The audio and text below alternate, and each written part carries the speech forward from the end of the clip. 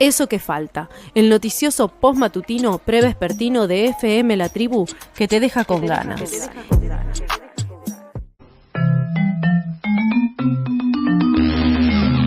Falta o sobra. Análisis ecofeminista para una economía patriarcal. Falta o sobra. Falta o sobra.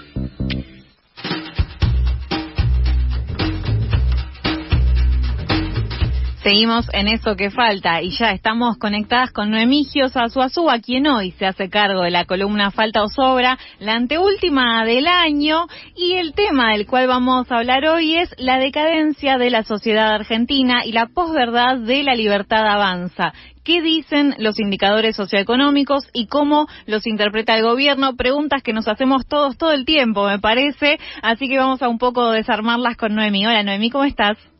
Hola, ¿qué tal? ¿Me escuchan bien? Perfectamente. ¿Vos a mí? Bueno, sí, también.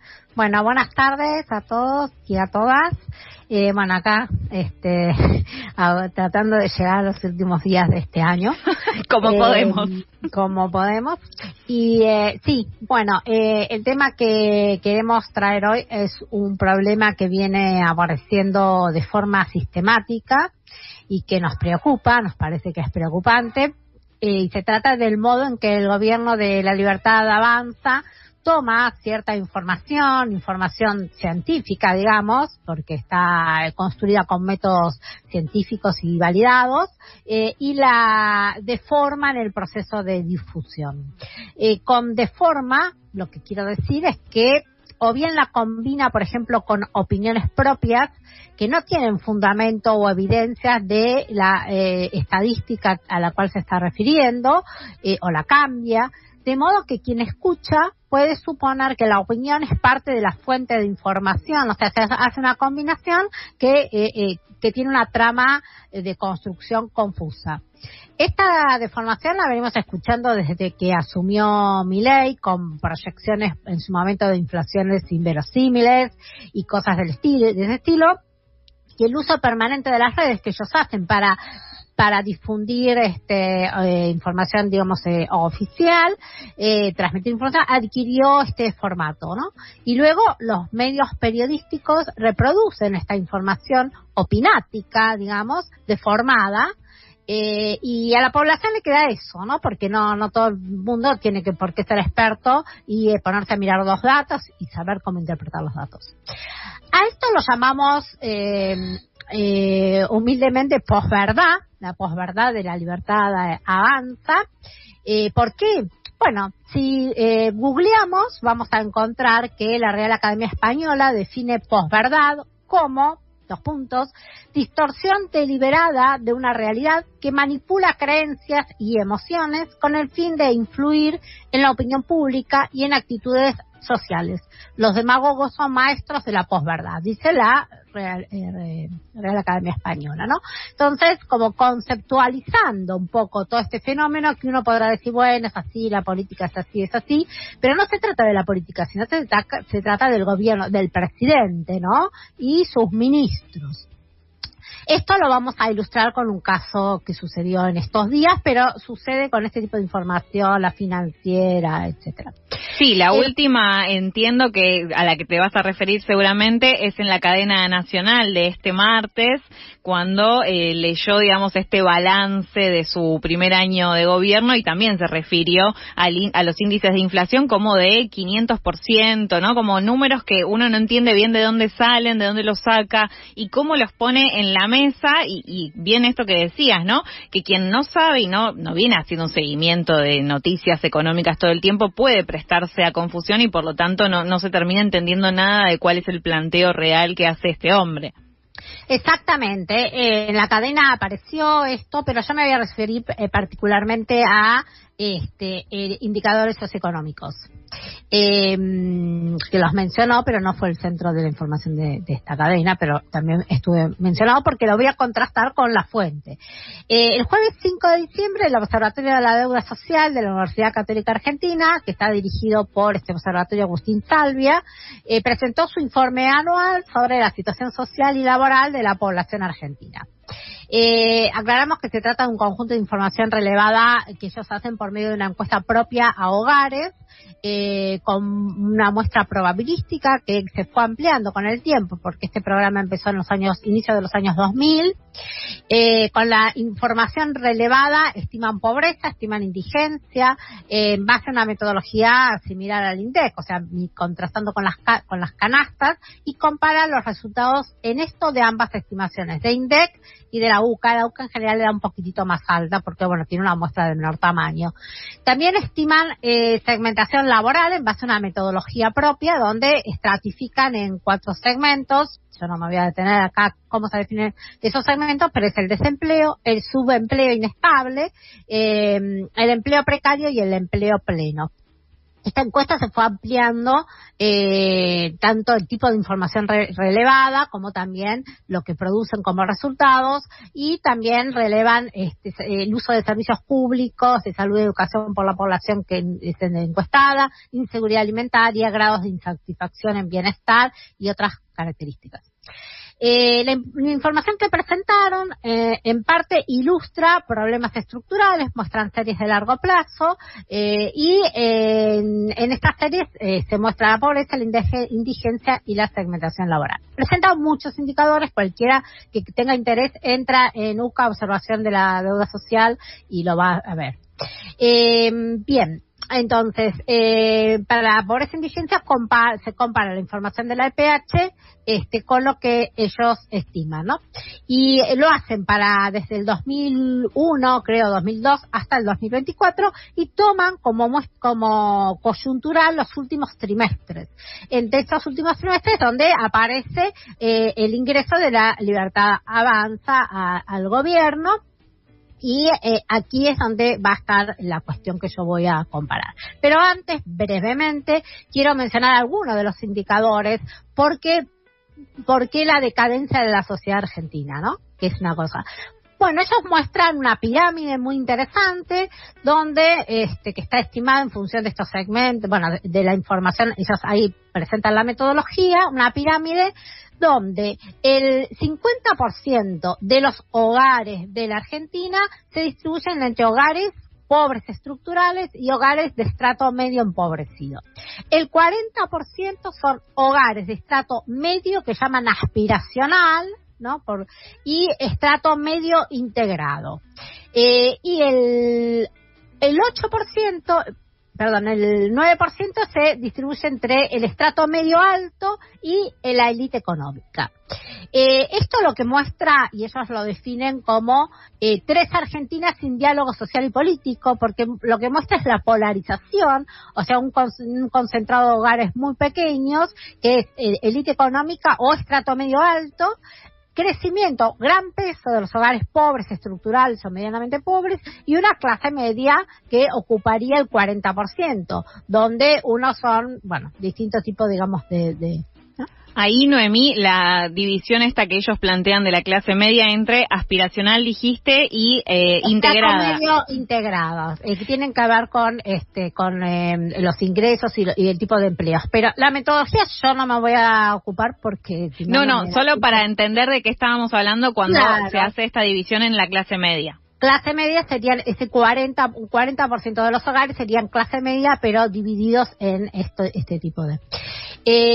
Bien, otro indicador que ellos presentan es el crecimiento o la evolución del trabajo informal y de la economía social de subsistencia, donde mostraron una creciente informalización asalariada y no asalariada, ¿no? En los últimos 20 años se fue reduciendo el desempleo, pero la contracara fue el aumento de lo que se denomina desempleo oculto, en estos puestos de trabajo, digamos, de actividades que solamente dan ingresos de subsistencia. Eso pasó de ser el 14% de la PEA al 23% de la PEA, 10 puntos, entre 2004 y 2024, ¿no? Estos salen de la estimación de la fuente propia de la UCA. Bueno, otro indicador importante es el crecimiento de la pobreza e indigencia en hogares con adultos jóvenes, afectando mucho a niñas y niños. Esto es un tema que se viene poniendo en la mesa todo el tiempo, ¿no? Y en estos, desde 2004, en estos 20 años, la la pobreza en niños y niñas, o sea, que viven en hogares pobres, nunca bajó del 40%, y teniendo extremos como el 72% en el 2004, o sea, el 72% de los niños y niñas que viven en hogares pobres, y el 65% en el 2024. Bien. Ahora, yendo al punto que quiero tratar, tiene que ver con el indicador de población pobre. ¿Qué pasa? Los últimos datos no los tenemos, no tenemos, el INDEC saca estimación semestral, pero que se puede ver también por trimestre. El último trimestre, que es octubre, noviembre y diciembre, no lo tenemos. Entonces, lo que hace la UCA, porque yo dije que trabaja con su encuesta propia, pero también la compara con el INDEC, como la UCA hace un promedio anual de cuatrimestres, lo que hace es usar la información del INDEC y estima lo que sería el último trimestre. Claro. Y es lo que muestra, primero muestra que cuando llega La Libertad Avanza, el primer trimestre del 2024, la población pobre pasa de lo que era a finales del 2023, que era un 45%, a un 55% en el primer trimestre del 2024. O sea, aumenta 10 puntos porcentuales, ¿sí? El 55% de la población en el primer trimestre era pobre. Y dice, ¿qué dice el informe? Dice, la evolución trimestral en el 2024 revela que el empeoramiento de estos indicadores tuvo lugar en el marco de los efectos de la devaluación y las políticas de ajuste aplicadas a partir de diciembre de 2023. O sea, Milei tiene que ver con eso. Luego, porque acá está el punto, ¿no? De si este año se va a terminar con más o menos pobreza del año pasado, que es lo que le importa a Milei, parece todo lo demás, ¿no? A partir de este aumento de los 10 puntos, el porcentaje de población pobre en los trimestres siguientes, que es solamente uno de estimación oficial, comienza a descender, lo cual es lógico porque hubo una cierta reparo con la UH en los hogares más pobres y el descenso de la tasa de inflación impacta. Entonces, lo que pasa es que la información de ese cuarto trimestre no se tiene. Entonces ellos hicieron una estimación al mes de octubre que les estaba dando un 44%, o sea, del 51 al 44. Pero es una estimación para parte de ese trimestre, es una proyección, ¿no? Y bueno, lo que dice el informe es que las estimaciones dan cuenta de la continuidad de una tendencia descendente, incluso durante el mes de octubre, aunque todavía en niveles superiores al tercer trimestre del 2022 y 2023. ¿Qué dice que toma al día siguiente el gobierno? Y ya voy a ir, para que no nos pongamos nerviosos, ya sería la última parte. ¿Cómo lo informa? Dice, la pobreza en Argentina se encuentra atravesando un fuerte proceso de descenso sostenido gracias a la implementación de las políticas económicas que ha contribuido a reducir la inflación y a estabilizar la economía. Los datos presentados por la UCA reflejan que la pobreza disminuyó en relación al mismo trimestre del año 2023. Eso es falso, porque eso la UCA no lo muestra y no lo dice, además, ni lo muestra ni lo dice. Porque lo que muestra la UCA es una proyección de datos de pH hacia un mes y no el trimestre, que no se puede tomar como una afirmación y del trimestre anterior, si lo comparas, todavía sigue siendo más alta. Acá lo que voy es cómo informa, cómo deforma, ¿no? Si es más alta, más baja.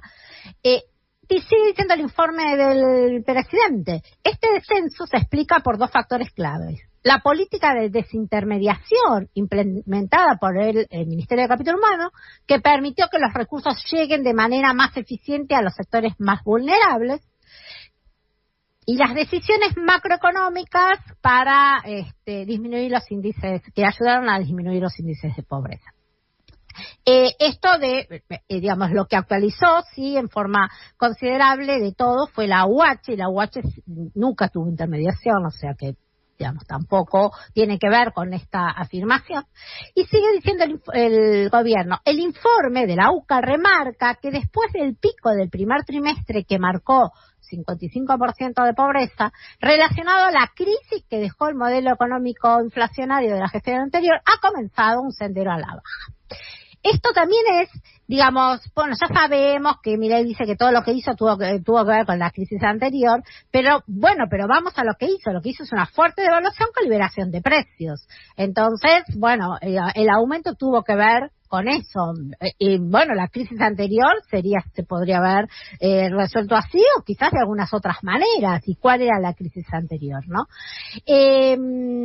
Bueno, y afirma que digamos que hay un descenso, que el informe de la UCA dice que la pobreza está descendiendo y que probablemente se llegue a fin de año a un porcentaje menor con respecto, viste que se tienen que comparar periodos iguales. Claro, anualmente sería. Voy redondeando ahora un poco. Entonces, puede ser que se termine con un porcentaje menor, no sé, digamos, no. Pero a lo que voy, con un ejemplo dentro de todo sencillo, porque más allá de los números que muestro cómo toma una fuente que tiene un montón de información, lo único que quiere rescatar es la pobreza y coloca en ese informe cosas que el informe no dice. Claro. Y cuando aproxima algo pone muchas comillas, ¿no? Entonces, es un método de formar la información que, por un lado, representa la banalización de todo el conocimiento que hay y el trabajo hecho en producir estos informes, estos indicadores, ¿no? Pero lo peor es que es una suerte de manipulación de la audiencia que recibe esta información, que no va a ir a chequear nada y que le queda esto y que muchos medios periodísticos refuerzan lo que le queda, ¿no? Entonces, yo puse este ejemplo, pero es un problema, bueno, como dijiste, la inflación permanentemente, digamos, acá, digamos, como no sé quién es que dijo, en realidad todo lo que digo está bien, lo que falla es la realidad, ¿no? La realidad se está equivocando, cambiemos la realidad, porque el discurso va por un lado y, digamos, la percepción de las personas y la vida de las personas va por otro. Aunque siga habiendo un grupo de personas que dice, bueno, hay que seguir aguantando, etcétera, etcétera, no quiere decir que porque diga eso esté bien, está bastante mal, ¿no? Entonces, bueno, estamos realmente con este tipo, digamos, de problemas que uno a veces se gana por cansancio, porque como es todo el día y con todos los números y todos los indicadores, pero también reconozco que hay que poner un esfuerzo en eso y hay que estar visibilizando lo que hacen y cómo deforman cómo desinforman en forma manipuladora, ¿no? Sí, ahí hay varias cosas de lo que estás diciendo que me parece que está bueno para rescatar y quedarnos un poco como síntesis. Por un lado, me parece que esta manipulación de datos, que más allá que en este caso en concreto es sobre el informe de la UCA, es algo que hacen todo el tiempo con todos los datos disponibles. Habla de la desestimación de la ciencia que tienen, ¿no? Que eso ya lo sabemos, se viene viendo reflejado, digo, en la falta de presupuesto en el CONICET, digo, etcétera, pero digo que ahí hay un punto muy claro, ¿no? Que a esta gente no le importa lo que diga la ciencia, sino que toman los datos y los reutilizan de la forma que les quede más cómoda. Y por otro lado pienso que las percepciones, como bien decías recién, pueden ser diferentes en alguien que, no sé, diga, che, vamos a seguir aguantando, que tal vez se viene un poco mejor. Ahora, en términos reales de los números que vos y las compañeras todas las semanas analizan y nos traen acá como un poco más masticado para quienes no entendemos casi nada de economía, hay una diferencia muy grande, digo, porque una cosa es percibir que podés estar un poco mejor porque la inflación bajó, bueno, pero después hay que ir a los números concretos donde se evidencia que no es que estamos mejor, no estamos para nada cerca de estar mejor. No, cerca. Y es muy preocupante, por eso al principio empecé con esta, digamos, segmentación, porque obviamente es un proceso que viene hace décadas, hace muchos años. Claro, tampoco se lo podemos adjudicar solo a Milei. No, para claro. nada. El tema es el modo en que lo dice y no, bueno, digamos, pero y lo que pasa es que la política de Milei accionó.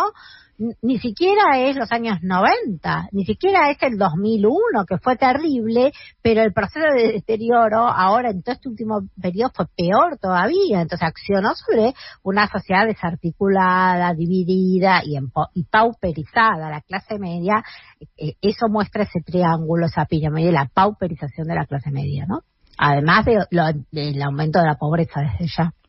Gracias, Noemí, por traernos este informe y este análisis muy importante para seguir pensando en lo que nos dicen, en cómo nos lo dicen y en poner una mirada crítica siempre, ¿no?, a las noticias y a la forma que llegan, no solo en términos económicos, sino en general. Bueno, perfecto. Bueno, muchas gracias a todos, a todas y buen fin de semana. Igualmente nos encontramos la semana que viene en otra entrega de Falta o Sobra.